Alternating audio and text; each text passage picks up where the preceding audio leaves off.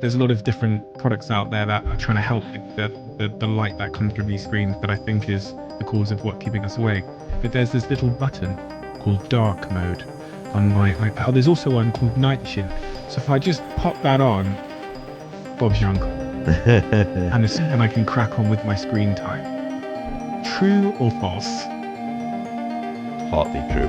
Oh, good. Okay, partly. So I can just pop that on night mode and dark mode, and then I can carry on using my iPad. Partly true. So it turns out that the blue light from screens does have an impact on sleep. So there's a great study done by Harvard Medical School by some colleagues there, and they showed that reading for an hour on an iPad just before bed, relative to just reading a book in dim light, firstly, it delayed the time with which people fell asleep, so it took them a lot longer to fall asleep. Second, it reduced the total amount of sleep that they had. Third, it decreased a sleep-related hormone called melatonin. It delayed the release of that melatonin and reduced the amount of melatonin. And finally, it reduced the amount of rapid eye movement sleep. So it has Significantly. significant. The melatonin point. Yeah.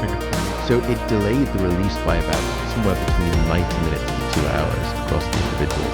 So in other words, your brain wasn't. So what melatonin does, it's called the hormone of darkness or the vampire hormone, just because because it makes you want to bite into people's necks, because it signals to your brain that it's nighttime, that it's darkness.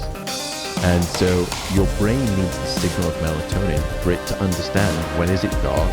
In other words, it needs to understand by way of melatonin when it is time to fall asleep.